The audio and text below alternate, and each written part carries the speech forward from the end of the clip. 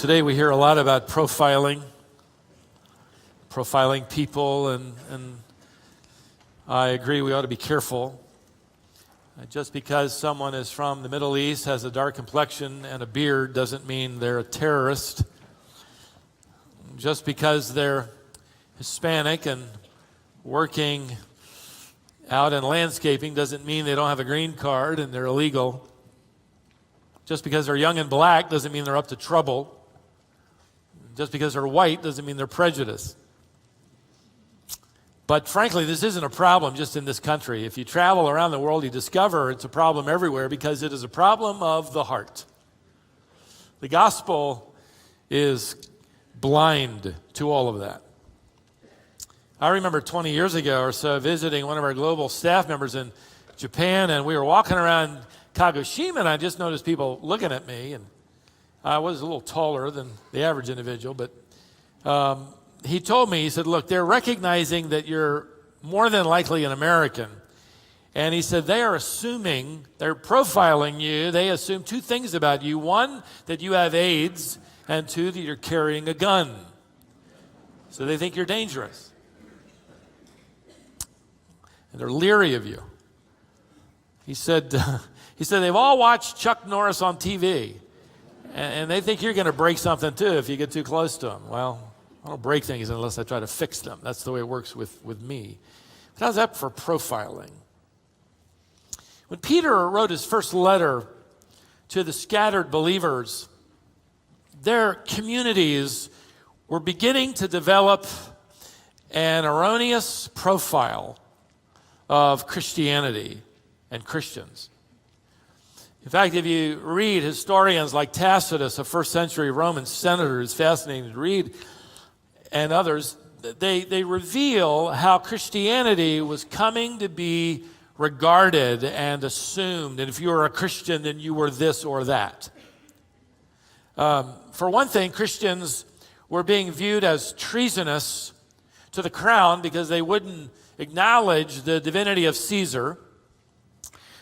Secondly, they were profiled as atheists, if you can imagine. They were viewed as atheists because they rejected the pantheon of Greek and Roman gods and wouldn't worship them. And instead, Tacitus wrote with cynicism, they worshiped a dead man. They were considered bad for business because they wouldn't get into the temple practice. In fact, in Ephesus, you had this one event where the silversmiths were losing money because Christians weren't buying the little idols, and so they viewed Christians as bad for the economy. Wherever Christianity took root, the economy dropped. That was the profile. In addition, the Christians didn't fit the politically correct notions of morality, the correct ideals of the Roman view of ego and self and power and licentiousness. The early church is going to follow the New Testament model of sexual purity. They're going to condemn adultery, and they're going to condemn fornication. They're going to condemn homosexuality as being outside the bounds of God's design. And they're going to deliver this message while their own emperor has married both a man and a woman, has had numerous escapades with married women. So they obviously don't fit in. Even darker elements that would be hard for us to imagine, but darker elements of their profile was being developed. And I'll give you a couple of them. One of the rumors that had begun to circulate in the first century was that Christians were cannibals. They were meeting in secret to eat somebody's flesh and drink somebody's blood. So they were in secret cannibalistic. They were also viewed as hypocrites because although they condemned their culture for sexual immorality, they were holding in private these things they called love feasts where they were encouraged to kiss one another. So they were obviously involved in holding secret orgies. Add to that profile, Christians were being viewed as anti-family because their religious leader said, this is going to split the family up. He demanded their loyalty over and above loyalty to parents and siblings. And so they were anti-family. bad for family. So Christians are actually being profiled as anti-business and anti-family and anti-patriotic and anti-social and anti-Caesar and morally deviant and cannibalistic and atheistic. Tacitus writes in the first century these words, and I quote them, "These who had been given the vulgar name of Christians were detested for the abominations they perpetrated." In other words, they're committing all these abominations.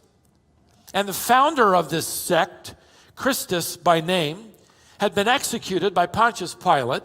And this dangerous superstition, though put down for the moment, broke out again, not only in Judea, the original home of this pest, imagine that, but it's breaking out even in Rome. Another Roman historian adds, because of these issues, this religion was slowly prohibited by laws which were enacted and by edicts which eventually proclaimed that it was unlawful to be a Christian. Like much of our world to this day, by the way, not here, not yet. Now, as Peter is writing to these scattered believers, and I invite your attention back to his first letter, it's becoming perilous to be a Christian. This is why Peter's letter, by the way, doesn't deal with any theological heresy or error. He doesn't get on to the body, the church, the local church. Doesn't deal with any of that. And what he does instead is merely writes a letter to encourage the believer who is facing growing public ridicule and opposition and scorn and financial loss and physical loss and all the distress and suffering that is sort of mounting up. That's why he's writing, that's why he's writing them. They're being profiled incorrectly and tragically. Now, I do want to say this as we continue the introduction for just a few more moments here. What Peter does not do in his letter is tell the Christians that their major mission in life is to rewrite, the community-wide viewpoint. He doesn't tell them to go and straighten everybody out. He doesn't tell them to march on Nero. He doesn't tell them, to demand their rights, which are being erased. He doesn't tell them to, here's how you can demand better treatment. What Peter does instead is to encourage the believers to remain faithful to Jesus Christ. And if they do any rewriting of their profile, it's going to happen one individual at a time. Those people that live next to you and work next to you and watch you and belong to your extended family, one individual at a time, by means of the gospel, will find out what true Christianity is all about. Change the mind of one person at a time by means of the gospel. Now, so far, we've covered in chapter 1 what we could turn around now and sort of view with that perspective of what ought to be the profile that our world sees in us as Christians. We are, verse 2 says, basically people who ought to be marked by graciousness. We are people who should be known for this internal spirit of peace, verse 2. We're people that always seem to be grateful for something. Grateful for what we have, verse 3. We're people who talk to our founder and talk about our leader as somebody who isn't dead, but is alive, verse 3. We're people of certainty about our future destiny, verse 3. We're people who are anticipating this incredible inheritance, which comes at the revelation of Christ, verse 4. We're people who talk often of that other world. We're people who seem to be really interested in that one, interested in this one, but we can't wait for the next one. Verse 5. This is the true and accurate description of the Christian that we should measure ourselves against. Now, the next 4 verses, Peter's going to give us 2 more characteristics to add to the profile of the believer. Here's the first. We're people who rejoice in the midst of difficulty. were people who rejoice in the midst of difficulty. And then secondly, we'll get to that later, were people who follow an invisible deity. Those are the 2 points, and I'm going to stuff about 30 points in between, okay? So hang on, we're going to cover 4 verses. Miracles do happen right here at Colonial Baptist Church. Verse 6, in this you greatly rejoice. Now we do have to stop there for just a moment. This opening phrase, in this, ties back to the previous description of our living Lord and our living hope and the inheritance. He says, in those things you greatly rejoice. You greatly rejoice. That's an intense, expressive term. And when you think about what he's going to talk about when he talks about trials, it really doesn't seem to fit here. But it really does. Now, Peter uses that expression to greatly rejoice as bookends. So I wanted to cover these verses.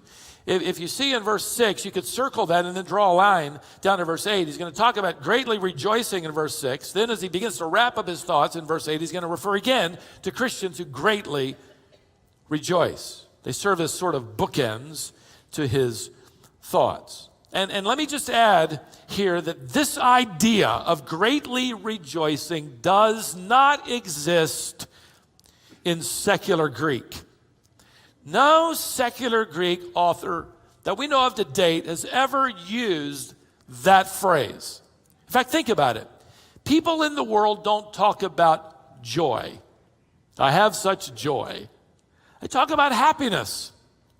Why? Because happiness is dependent upon happenings. When happenings are good, we're happy, not joy.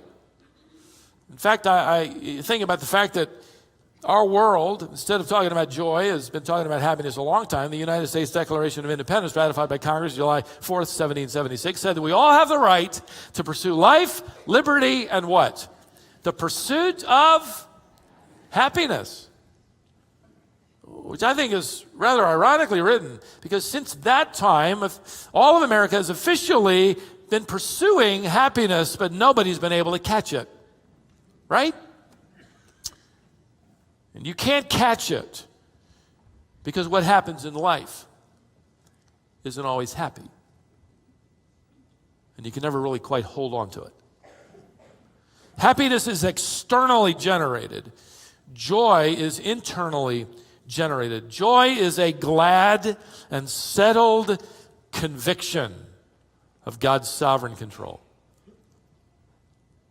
It is the fruit of a divine relationship with the Holy Spirit who works in and through us, that fruit which is love. What comes next?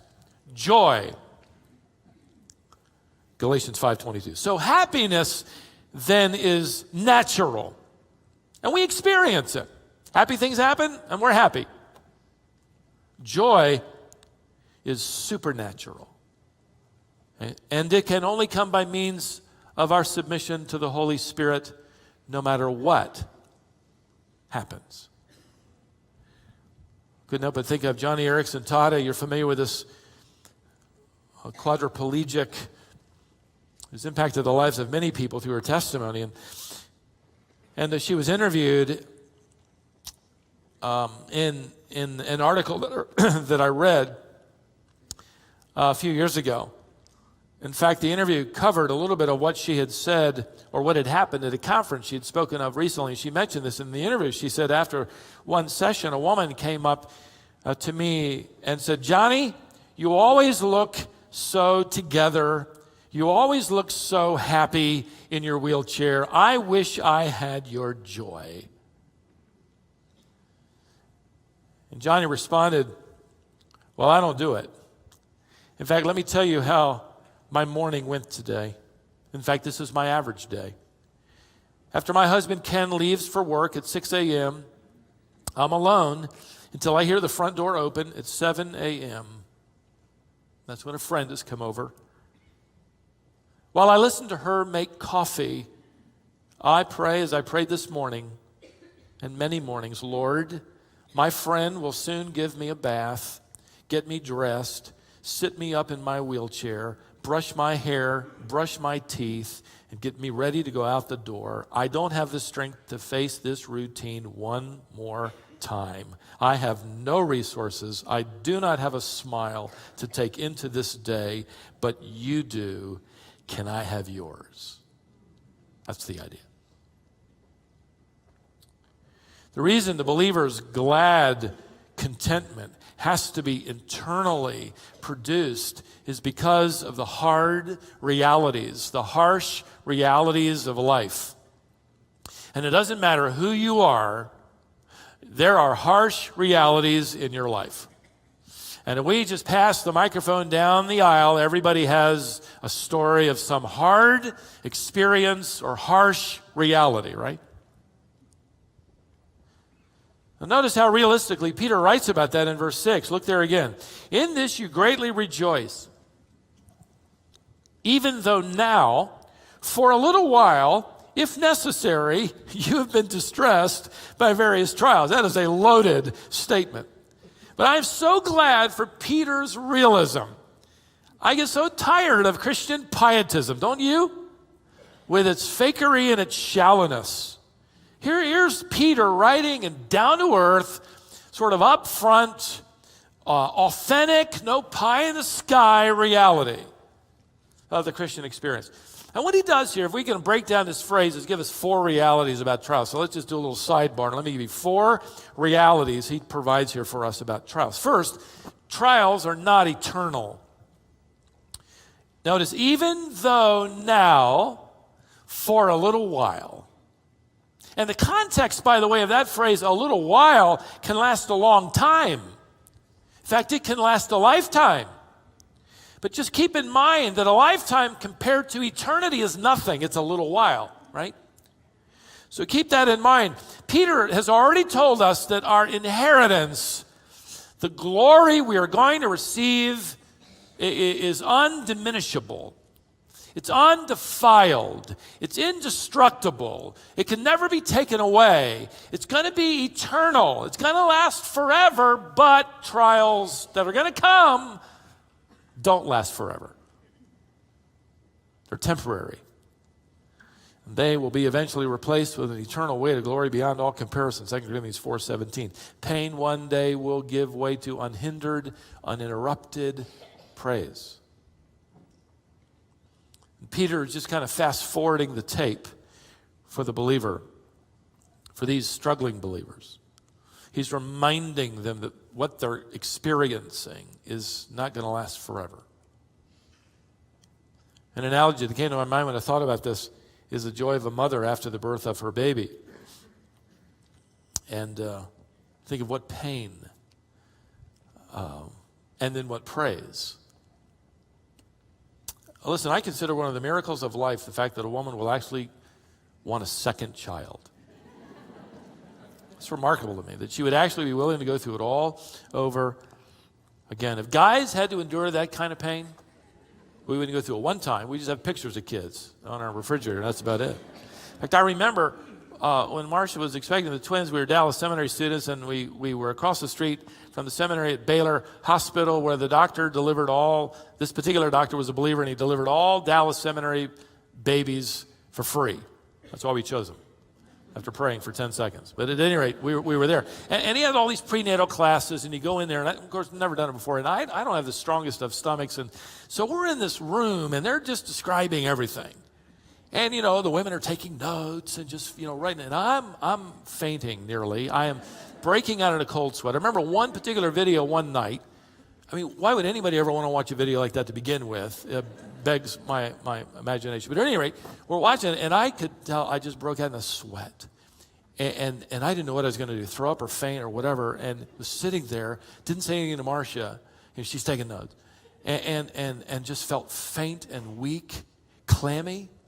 And the only thing that saved me was I looked across the room, and there was another guy who had it worse than I did. And I began to focus on that guy. Forget the woman screaming on the video. I was watching this guy, and I survived that particular session. But I was amazed. I'm amazed my wife was ever willing to go through any of that again after the first child. It's amazing. How many of you, by the way, are firstborn? Raise your hand. Wow, you almost ruined it for us second-born. How many of you are second-born? Look at that. Aren't you glad your mother chose? Maybe she didn't choose, I don't know, but she was willing to take that surprise all the way to delivery. And I was born, the second-born, chose to view the pain of all of that as temporary and focus on the joy to come. That's exactly the expression, although just a fraction of the pain of Jesus Christ. His suffering, his separation from his Father, which we cannot even begin to understand, when he was drenched with the sin of the world, 1 John 2:2. And it says, for the joy set before him, he endured the cross. Aren't you glad that he endured the cross, accepted the shame so that you and I could be born again to life eternal? The pain and suffering is not eternal. Secondly, trials are never wasteful. Peter writes, even though now for a little while, if necessary. Now, you need to understand that English is lacking a little bit there. This is a conditional form that assumes the reality of the condition. So if I could retranslate it for you and sort of put that condition in there like it's nuanced, Peter is saying this, even though now, for a little while, if necessary, and it is necessary. So Peter then is pointing to a divine purpose behind each event of pain, each trial. And you ransack the New Testament, by the way. If you're older in the faith, you know this. If you're younger in the faith, as you read through, especially the letters of the apostles to the church, you discover that God uses trials in our lives for a number of reasons. And so let's just take another sidestep and let me give you several of them, okay? Especially with those younger in the faith, and us older in the faith need the rehearsal. For starters, trials remind believers of our dependency on Christ. They remind us of our dependency on Christ. Okay? That child has had all it can stand of this painful environment, so he's now happy. 2 Corinthians chapter 12 is a reference you ought to write down, verses 7 to 10. Paul writes, I was given a thorn in the flesh, so I would not exalt myself. And now I would rather glory in my weaknesses, so that the power of Christ may dwell in me. Trials have a way of reminding us of how weak we are. There's nothing that brings you to your knees like a trial. There's nothing that reminds you of how frail you are like something of deep sorrow. Secondly, they reduce the attraction of worldly things. They reduce the attraction of worldly things. Later on in 1 Peter chapter 4, we'll take a closer look at it, but Peter talks about this very thing.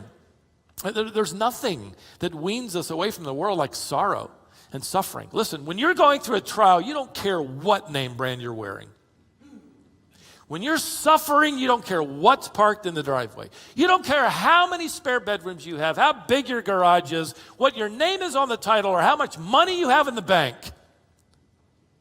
That trial just sort of clears the fog. It pulls you away from the world that sometimes clutches us, and God in His grace brings us to our knees. Further, trials enable us to comfort others who suffer. Paul writes that God comforts us in all our affliction so that we're able to comfort those who are in affliction with the comfort with which we've been comforted. Comfort is always meant by God to be passed along, handed down. So much more as to why our trials are never wasted. But let me talk about one more, and that's the reality that trials develop in the believer deeper and wiser character. You don't sign up for it. Lord, I'd like to have deeper character, so would you, bring me some suffering? But we know as believers that it happens, don't we? In fact, James promised us that in chapter 1 and verse 2, that trials ought to be reckoned or calculated as that which produces endurance, and endurance leads to maturity. This is one of the challenges. I go back to the analogy of a parent. That's the challenge your parents had with you and me. And if you have children, that's the challenge you face. You want to see your children avoid suffering and avoid pain and avoid hardship, even though you know those things will produce in them character. So you have to let it happen. You want to protect them from hardship. Guess what? God wants to prepare them for hardship. And we as parents can often get in the way. In fact, I was reading one particular illustration of a psychologist by the name of Jonathan Haidt, and he had this hypothetical exercise to illustrate the problem. He said, imagine you have a child, and for 5 minutes you're given a script of what that child's life will become. And you're given an eraser. And you're given the right to erase whatever you want. You read that your child will have a learning disability in grade school, and reading will come easy for some kids, and for your child it's going to be a laborious struggle. In high school, your child is going to make a circle of friends, and one of his friends will die of cancer. After high school, your child will get into a college they want to attend, and while there, get involved in a car crash and lose a leg. A few years later, your child will finish college and get a great job, only to lose that job in an economic downturn. Okay, you've got 5 minutes and an eraser. What would you edit from their script? More than likely, he says, we would erase those things that cause pain. And yet, from Peter's perspective and the New Testament, those things aren't just left in there, they are written in there by the providence of God. Peter is effectively informing us that trials are moments that are not wasted, they are moments that are invested by God into the life of his children so that they develop endurance. One pastor and author rather humorously referred to this problem with parenting. He says, I'm a member, he admitted, of young adults, and he says, I call us all, and I've never heard this term before, you'll probably never forget it, I call us all helicopter parents. We're constantly trying to swoop down into our kids' educational life, relational life, sports life, to make sure no one is mistreating them, no one is disappointing them, no one is giving them a low grade or failing them, so that they can experience one smooth transition and one success after another. I mean, if they get cut from the team, you're going to go talk to the coach. If they get a low grade, you're going to call the teacher. That's this generation. I mean, in my generation, and it was good for me. If I got in trouble at school, my parents assumed the teacher was always right. I mean, how corrupt is that? If I got a spanking at school, they assumed the teacher was right and I deserved it. In fact, if I didn't tell my parents I got a spanking at school and they found out, I got 2 spankings. One from my mother and one from my father. How corrupt is that? It's entirely warped me. It's interesting, he writes, this helicopter parent writes, he says, here's a great illustration. One Halloween, a mom came to our door to trick or treat, a mother. I asked her where her kid was. Well, the weather's bad, she said, so I'm driving him around in the neighborhood so he doesn't have to walk in the misty rain. Okay, well, now you're in my driveway. Why didn't you send him to the door? Well, he fell asleep in the car. I didn't want to wake him up. My kid does not deserve candy. She's missing the whole point. Let him miss it. He'll miss it for 1 year. And you're saying, Stephen, are you condoning a pagan Halloween? No, I'm not. But I am condoning free candy. In fact, when I was a kid, a missionary kid, mind you, I mean, Halloween, that was that one time a year. This would be tantamount to you as an adult. One time a year being able to go to your neighbors' houses and they give you money. For a kid, candy's money. I mean, this is it. This is the one time a year we didn't know. My brothers and I didn't know what the pagans believed. We didn't care what the pagans believed. We just knew there was free candy one time a year, and we didn't go around with those little cute pumpkin plastic things. The kids show up on my drive. I feel so sorry for those kids. And usually their mother's standing right behind them, too. A little pumpkin. We used pillowcases. How many of you did that? I mean, this is one chance to rot your teeth and ruin your liver. It didn't matter. Pillowcase. I mean, we dressed up like hobos and gangsters. We didn't do the witches stuff. Hobos and gangsters. I'd show up at that. We'd race. Pillowcase. Trick or treat, man. I'd dump the whole thing in there. I didn't dress up like a gangster for nothing. Give me it all. I don't have any idea where I'm going with this point, but back to the point. God knows perfectly how to raise his children. And guess what he doesn't do? Swoop down and save us from every disappointment and every hurt and every sorrow. In fact, he knows that character is going to require hard knocks and tough times and tough breaks, sweat, blood, and tears. And he has not erased it. He's written it in. None of it is wasted. Third, trials are always painful. Peter's just telling you like it is. Verse 6, you've been distressed by various trials. That word various means multicolored. It comes in every shade. Every shade. He doesn't put on a little plastic smile and fake anything. He admits they come in all shapes, sizes, and colors. They are literally multicolored.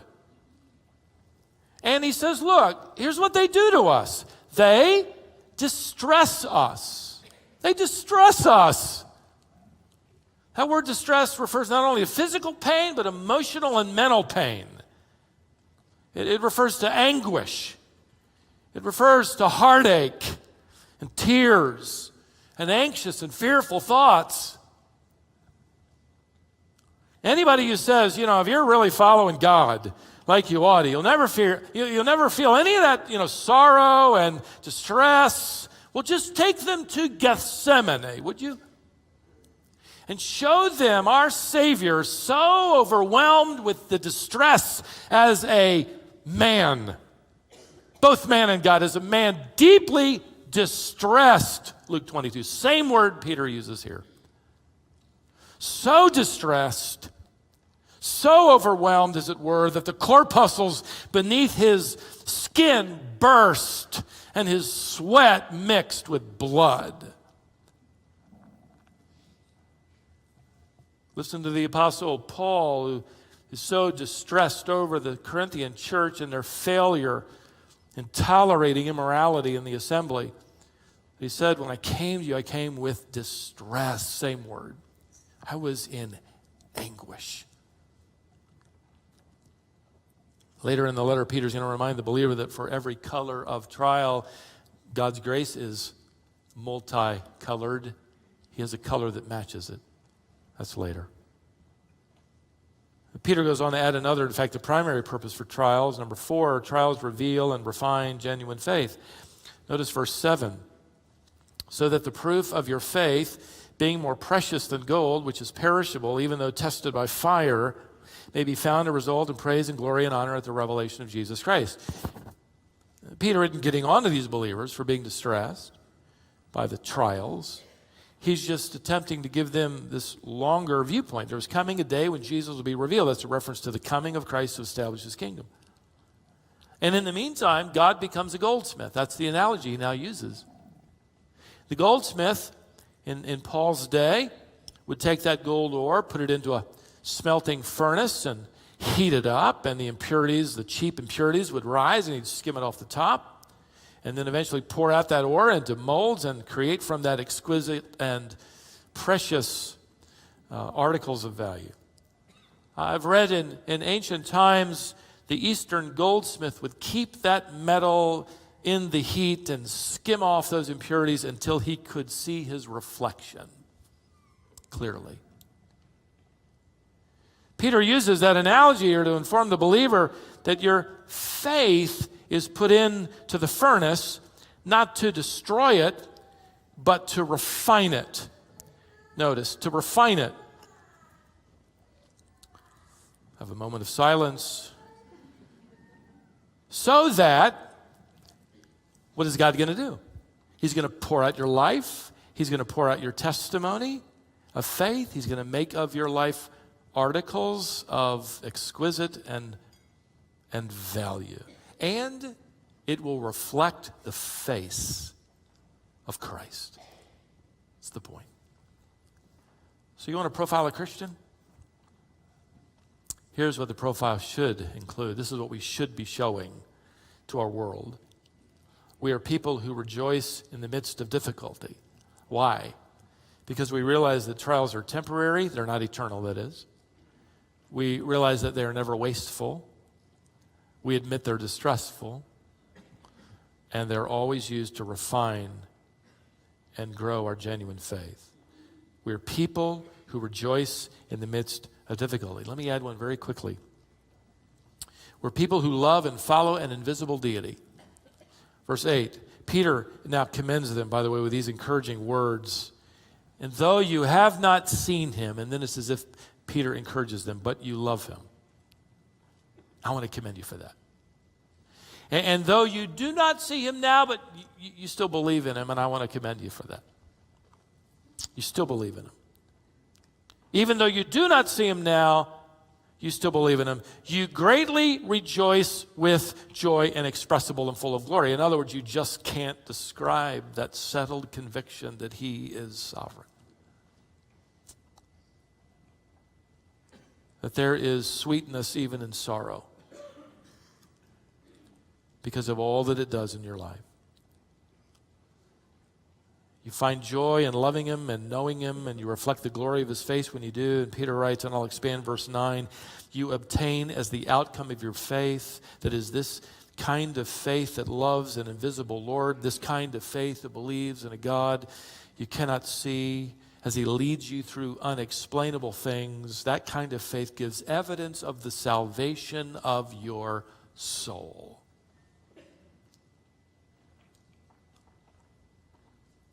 If you love him and you've never seen him, if you believe in him and haven't seen him, but what you do see all around you are trials and tribulations, and you experience difficulties and sorrow, in spite of all that, you want to follow him.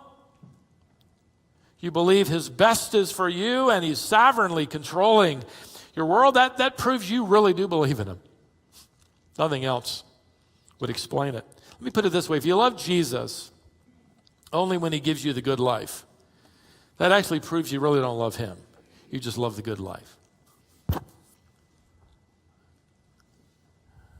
Imagine being in a situation where you're falling in love with this young lady, and you don't know if she loves you, but you're falling in love with her.